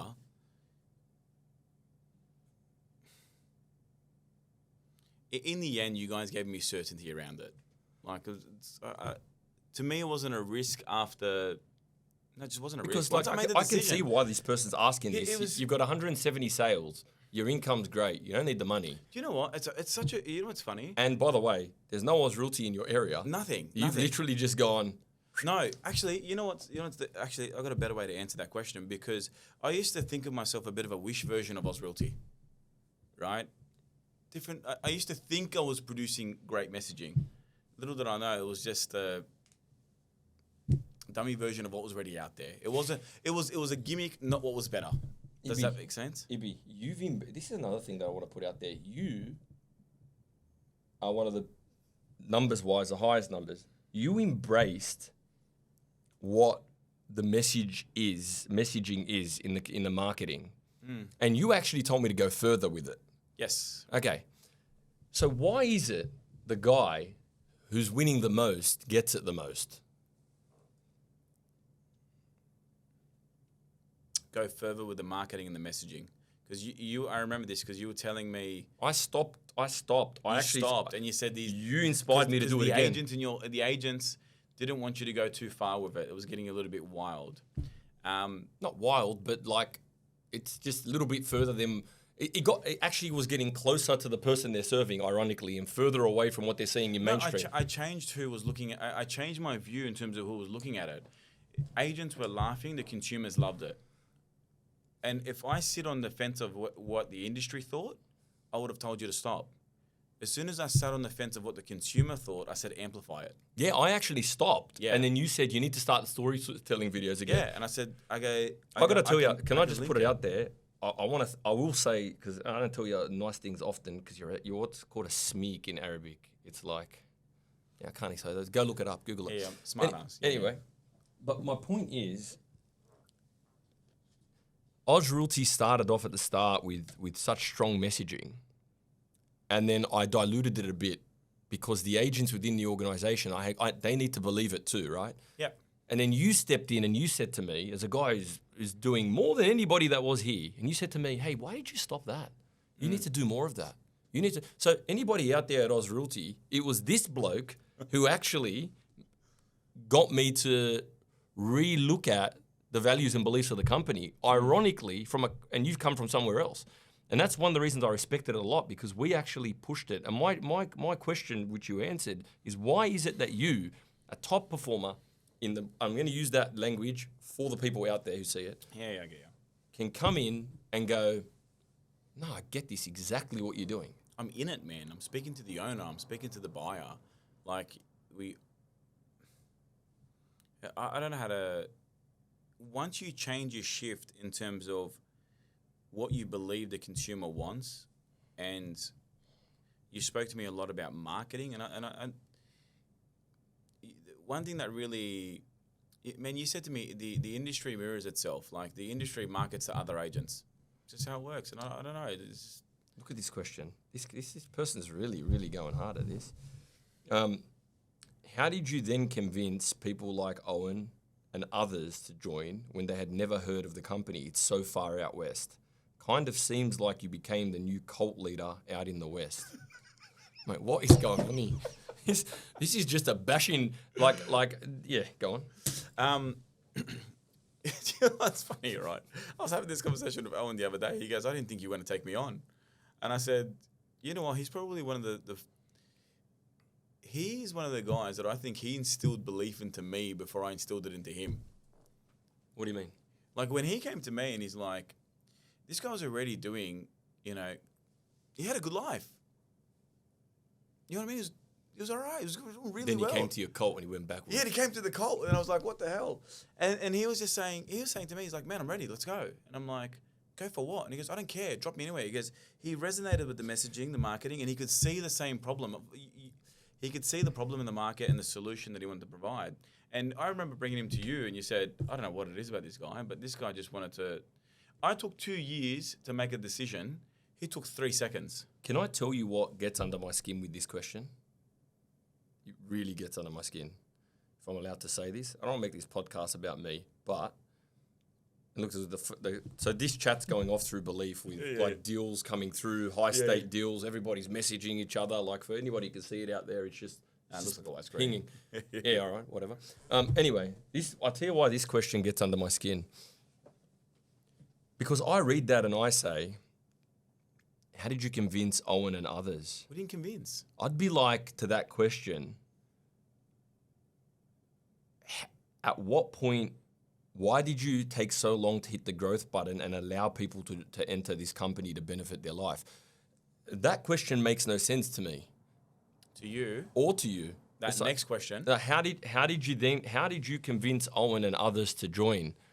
That's like So it wasn't a sales Why pitch, would man. why would we need to convince anybody to join something that's so good?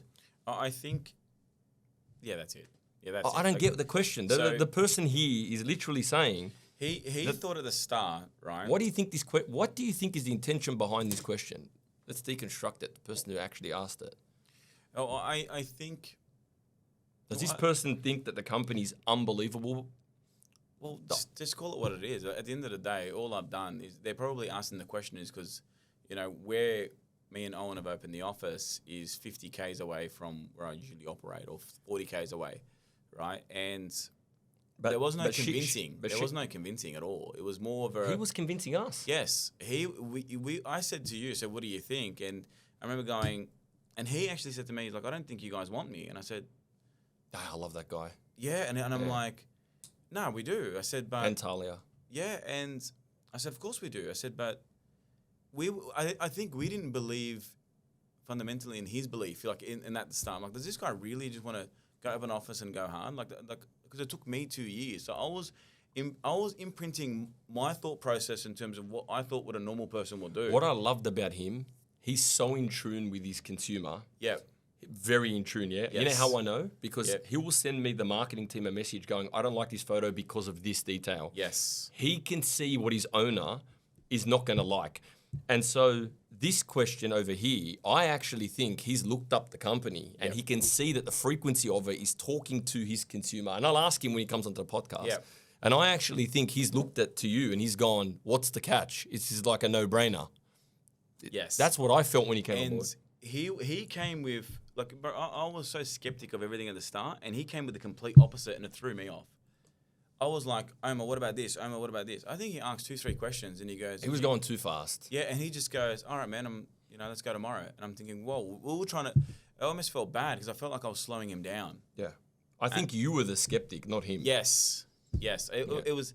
To answer that question, I don't think I was convincing him. I think he had to convince me, right? And I was, in a way, holding him back from what I thought wasn't the right thought process. The other thing out there, to be frank, is if Ibrahim's doing 170 deals and he decides to move, so this question kind of answers itself.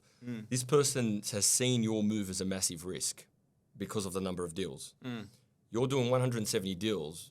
General public thinks it's a massive risk. You still take that jump. So to anyone who's doing 50 deals, only has to look at you. You've actually answered all their questions. Yeah. So I guess you were the social proof. All right. Since joining, what have you changed in your leadership? What triggered the shift, and what result did it create? Oh, wow. In terms of what I changed in leadership, what's a really good answer to that? As men, sometimes we become like, when people come to you with a problem, you try and become a problem solver, right? And you think of 7 different things that they need to change to become a better person. Speak in this tone, do this way, get this haircut, buy this suit, do that. This is how you should answer. And all it really came down to is they've lost sight of vision. And if you look at, and you're a big fan of complexity into simplicity, right? Taking something extremely complex and make it as simple as you possibly can. And I would come to you with something and you go, man, just go back to vision.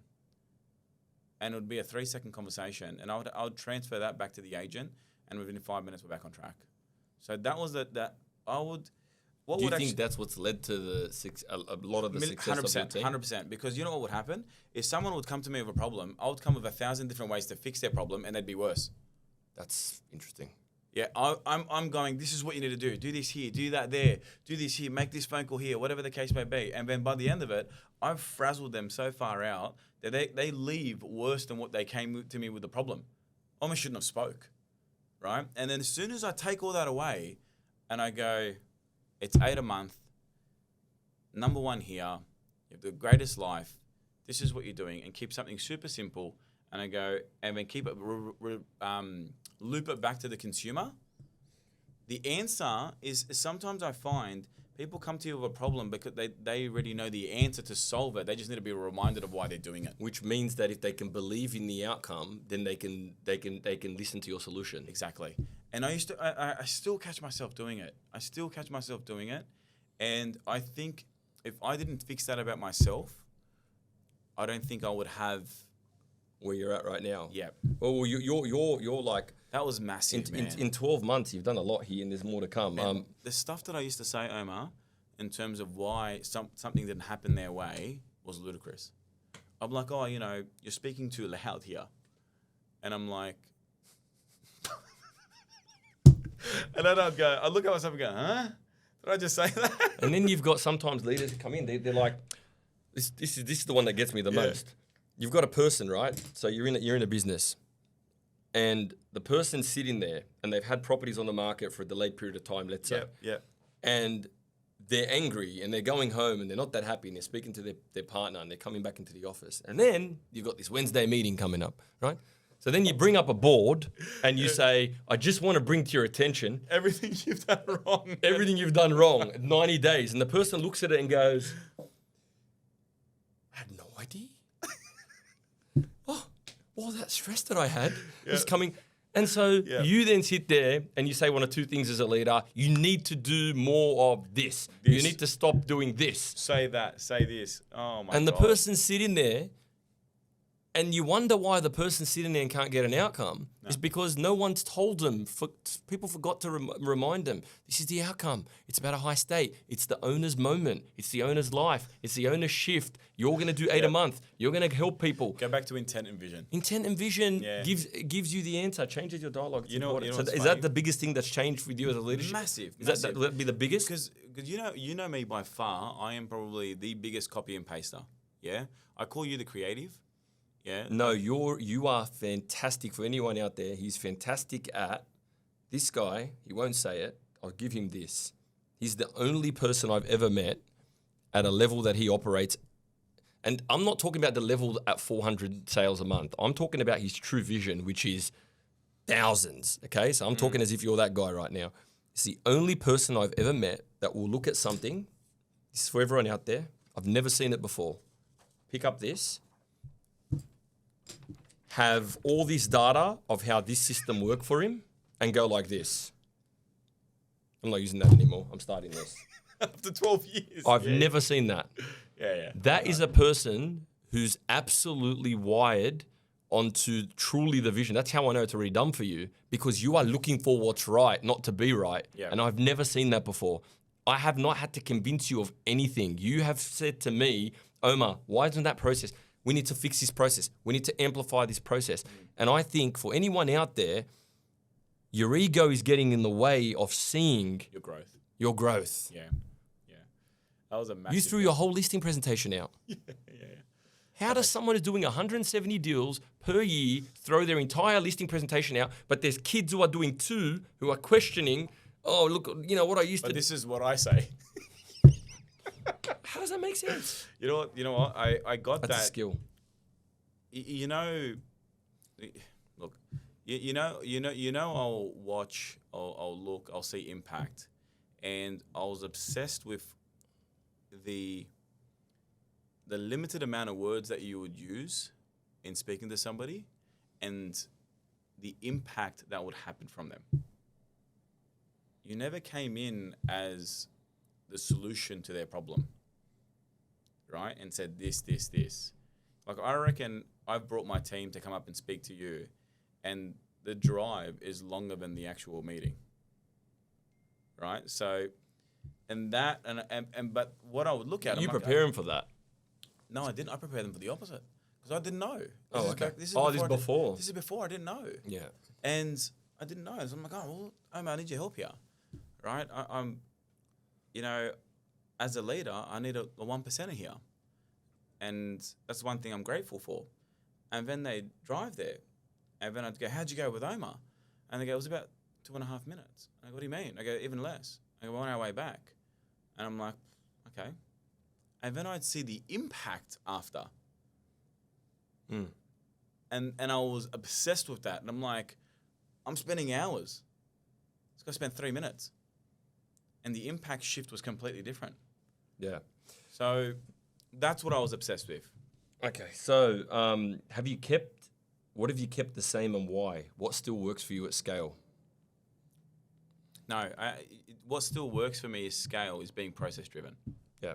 You've just This has improved your process. Yeah. That's interesting. Yeah, so I was process driven. So everyone said, "Oh, Ibrahim used to auction everything." Yeah, let's go back to that. Let's look at fundamentally why I used to do that. Because I had a team of 5 people and I needed a structure and a process, and I didn't know anything outside of that.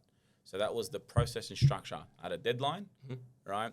I had a set of activities that you had to do. You had to set a reserve meeting. Yep. Right? Yep. So there was structure to it, and I didn't know anything outside of that. The problem is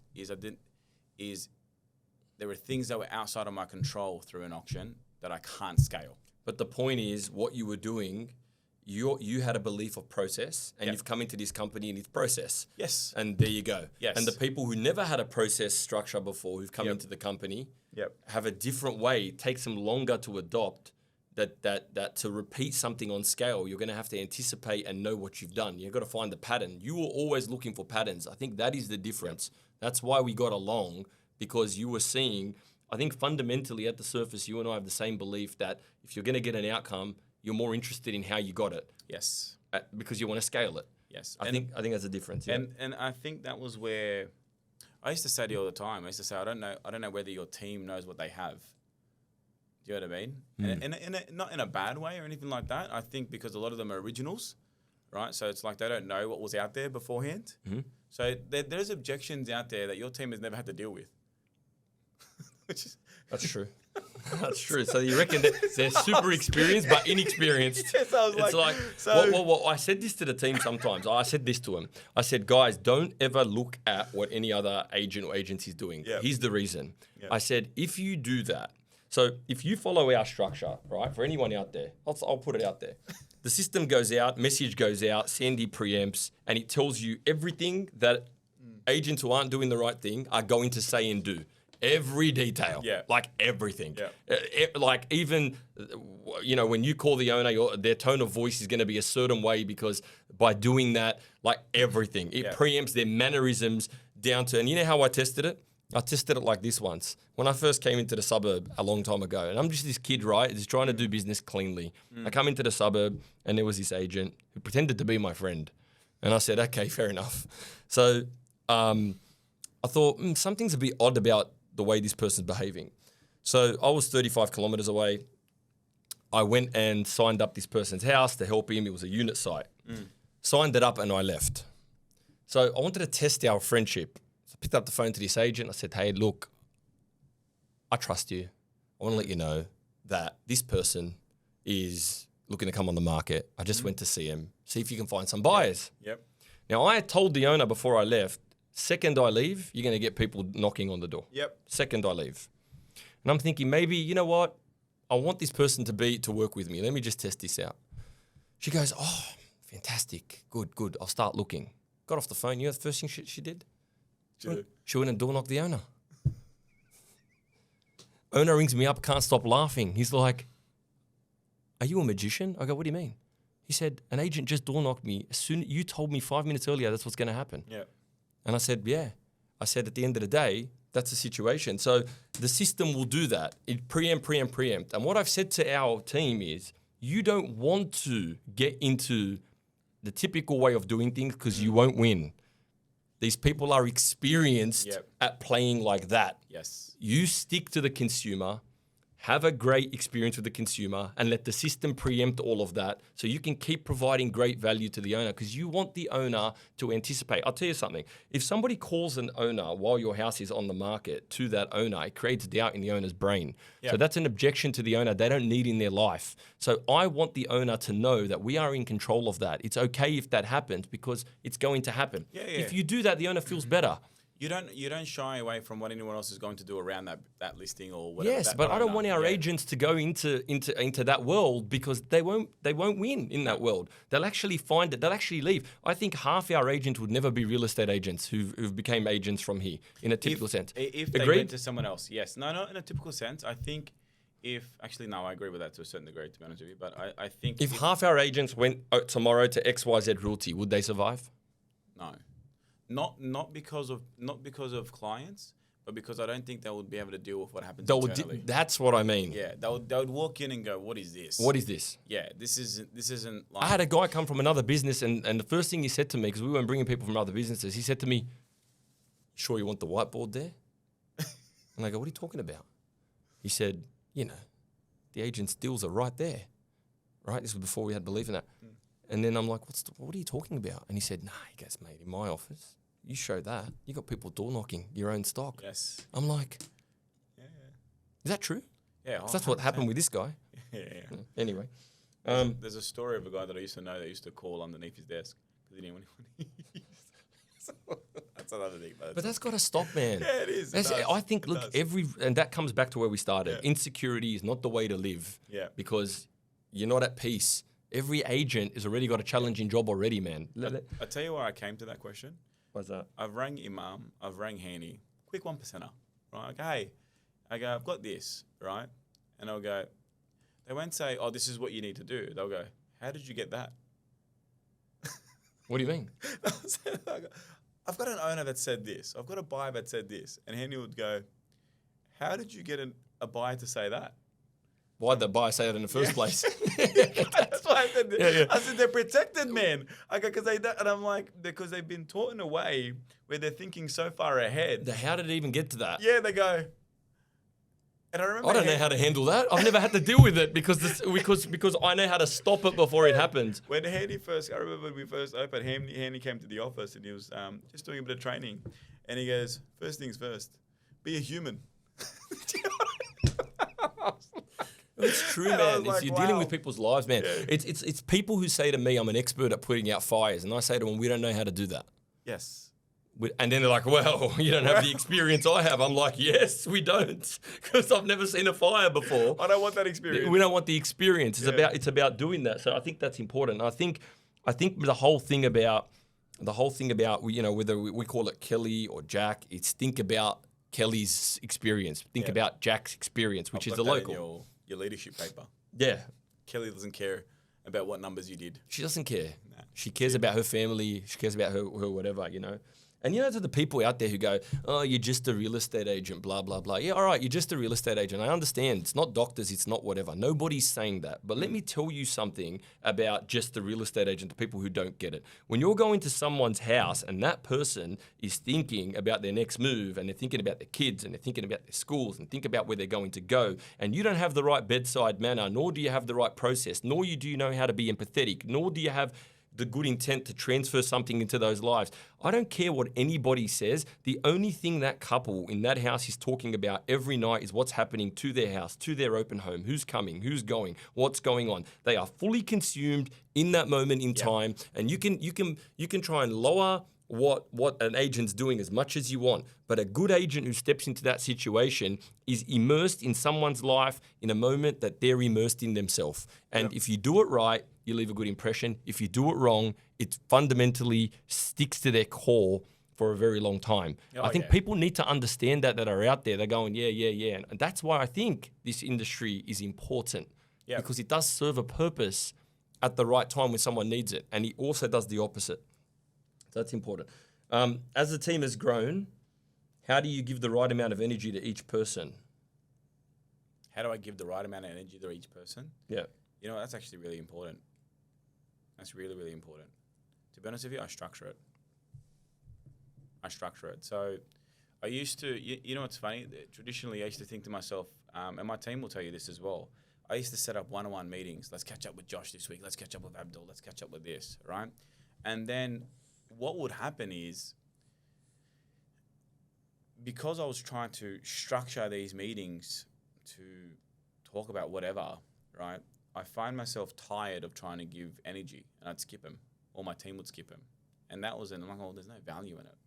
So you don't need to, it's not hard to give energy when you need to focus on vision, and you can do it through a phone call or a message. So I actually took that out of your book, because I used to ask you, and I said, how did you do that? You don't catch up with your team. How are they autonomous? And you go, just bring it back to vision. If they have a vision, they don't need the meeting. Man, I'm a guy that used to ring 100 people a day. I had to ring 10 agents. It's not hard. But if I had to do 10 appointments a day, it becomes very time consuming. But yeah. Do you know my answer to that question is you don't give everybody the same amount of energy. you need to treat every single person differently. Yeah. Jurgen Klopp, the Liverpool coach, said this.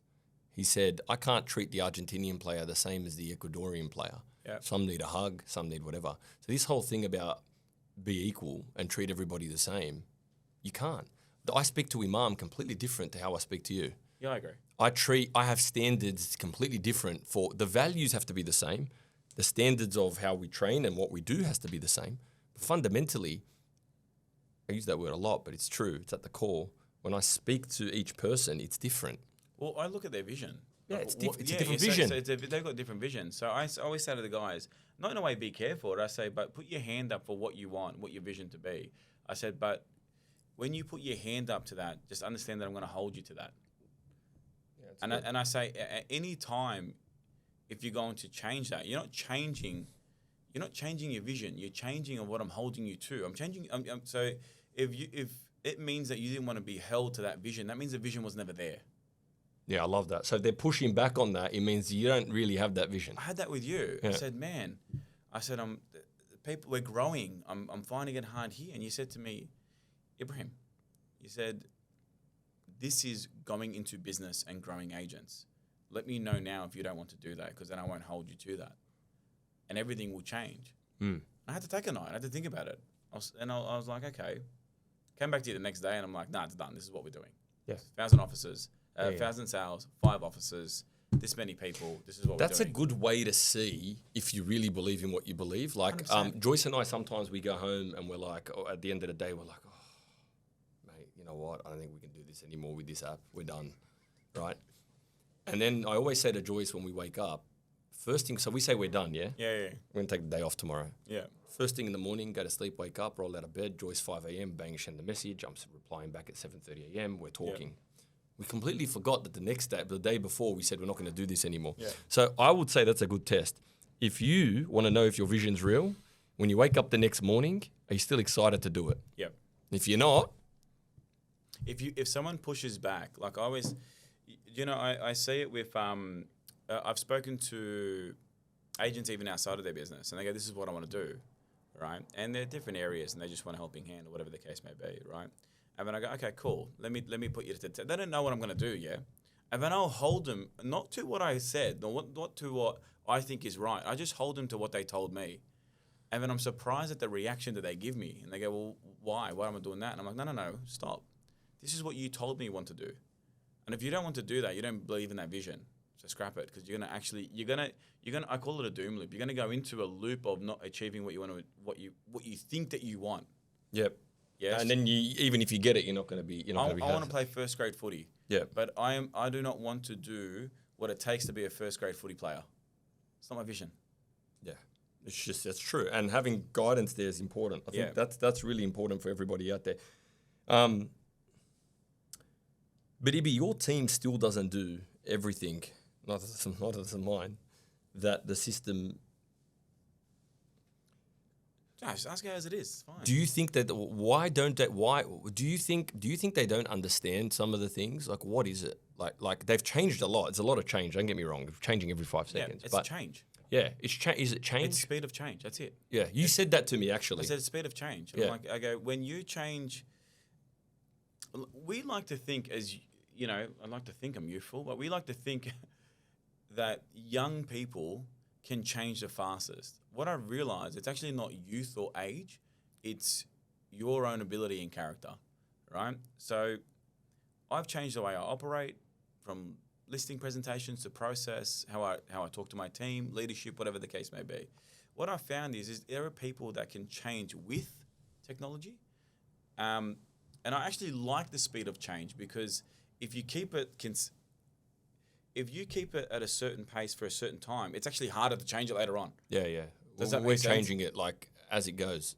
Daily, weekly, whatever the case may be.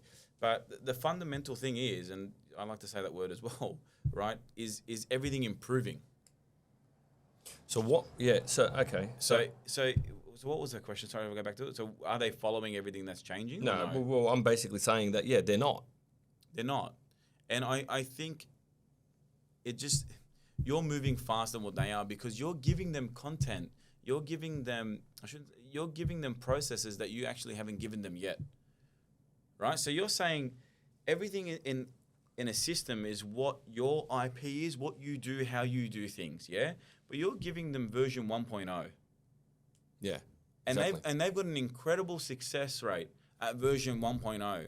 And then you say, well, here's 2.5. And so if it's not broken, don't fix it. But Yeah. really the value is if it's not broken, make it better. Yeah. And then you're going to the next thing, to the next thing, and to the next thing. And then what's actually happening is, I believe they will change with it. And then what will happen is it'll eventually get to a point where the changes will get little. Like they won't be as big. That's all it is. Ibby, how about you mentor me for a second? Yeah, go for it. Because maybe you have maybe you'll say it because most people won't say it. No, go for it. What is it that I do that you think annoys the people in this company? You move too fast. You move way too fast. I had a meeting about it. I was talking about what an average agent does. Because I want to get better. What are people saying that I'm doing that's getting under their skin? Because I've got to be doing something that's getting under somebody's skin. If I'm not, then I'm not really doing my job. No, I think you. What's the whispers like? Tell me, man. Tell me straight. So I can go and see him today and finish. No, I'm joking. I'm joking. I can ring them later and ask them what they said. What'd you say, mate? What'd you say? I think. Just be straight, man. It's normal. You're changing faster than what they can. So what's happening is tomorrow. So on Monday they thought Tuesday this was going to happen. Tuesday's not. This is what's going to happen, right? Tuesday something's changed, right? So they've got to relearn and unlearn and then implement again. So I think. What about the way I communicate with them? No, you communicate with everybody differently. So I can't say that. So I can.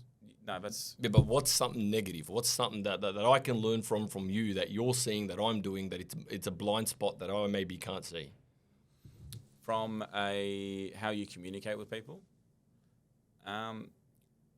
I think you're so polarized on your vision that you can see far into the future when it comes to that, but sometimes you enjoy proving a point more than the success of the outcome. So this is how I look at it. This is how I look at it. I'm going to stay quiet. Right? This is how I look at it, right? And I'm going to use real estate terms so people can just completely understand it, right?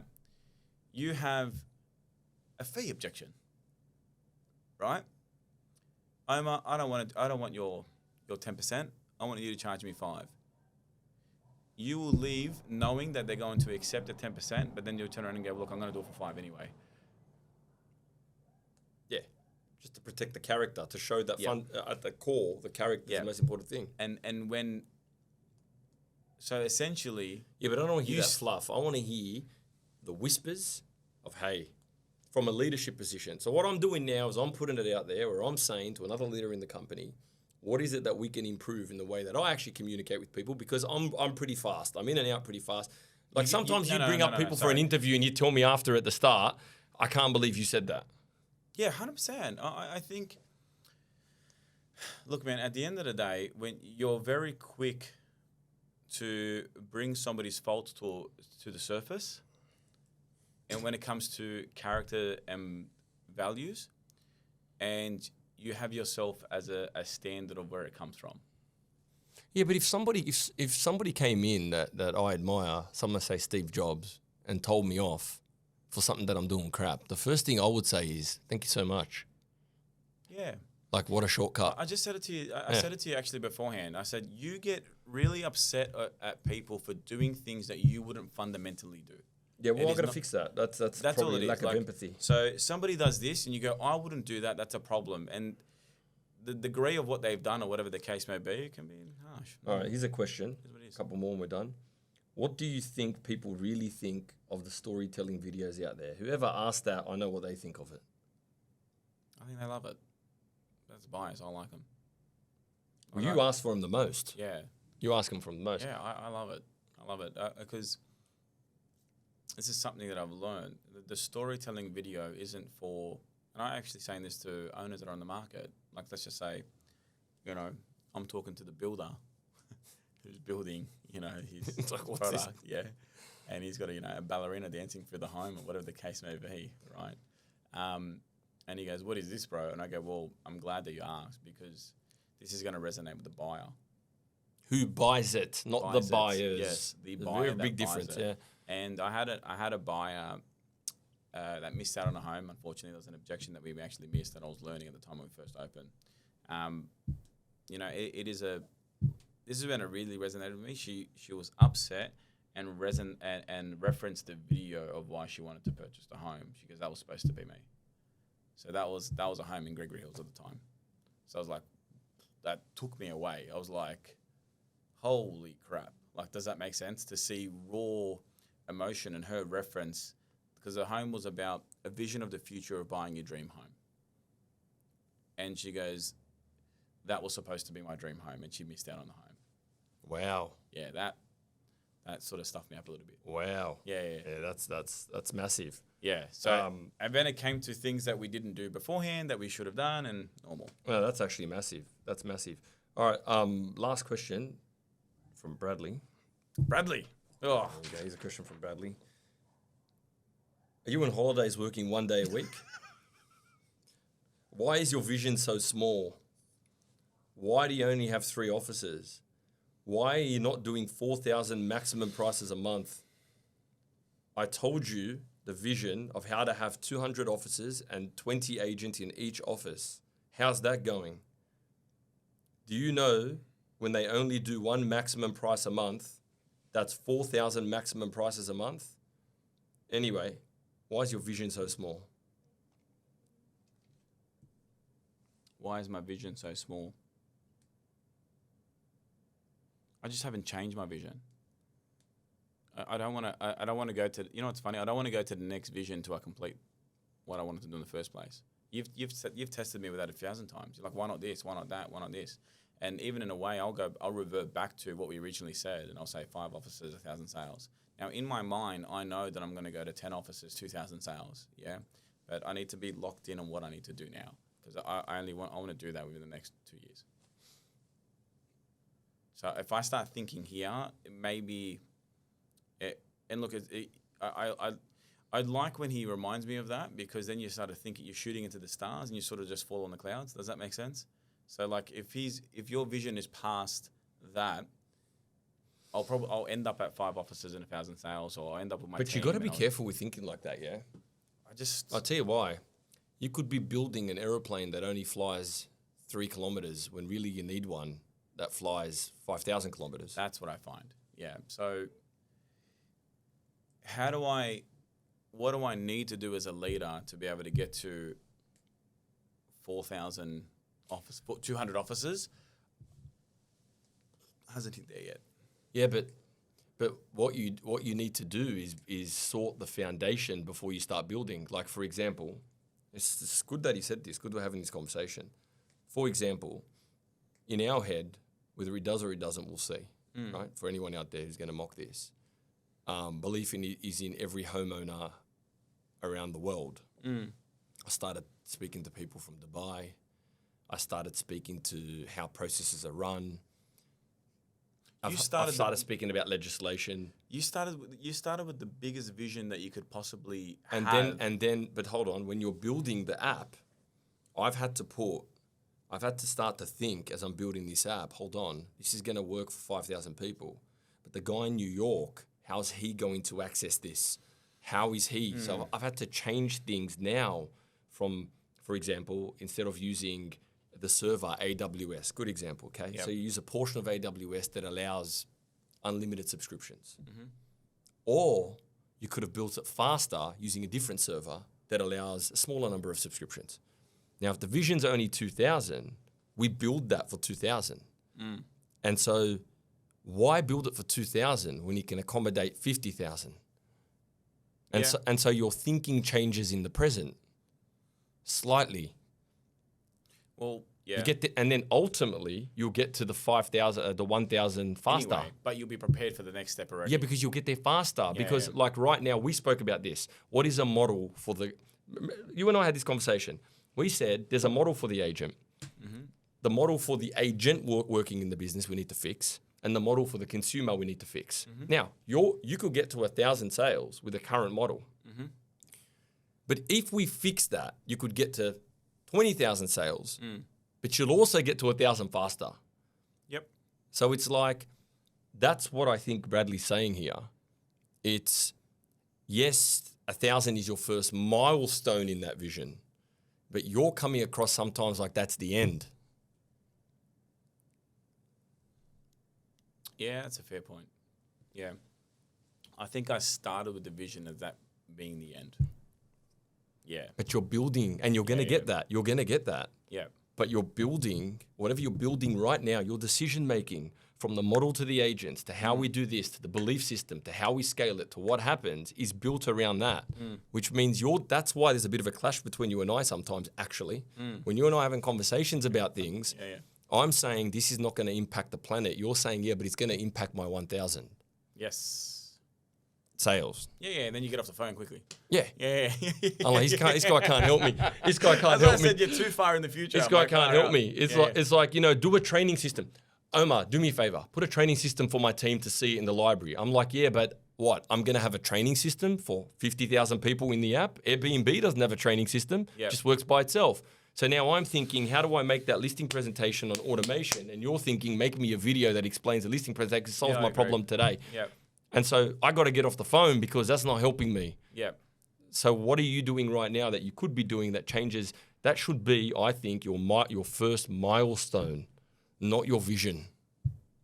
It's part of the vision in the grander milestone. I have to think about that. All right, good. You thrown me off on that one. We'll leave it at that. Thank you, That's a Bradley, big for that. thought. All good. That'll be all. Any queries? We're done. Sweet. Done. Hey, do you see my SWB shirt? Starts Now with available while stocks last. Have a look at this. Have a look at this, everybody. When this comes back on me, hello. Yeah, look at this. Starts with belief. Now available from Mello. Thank you.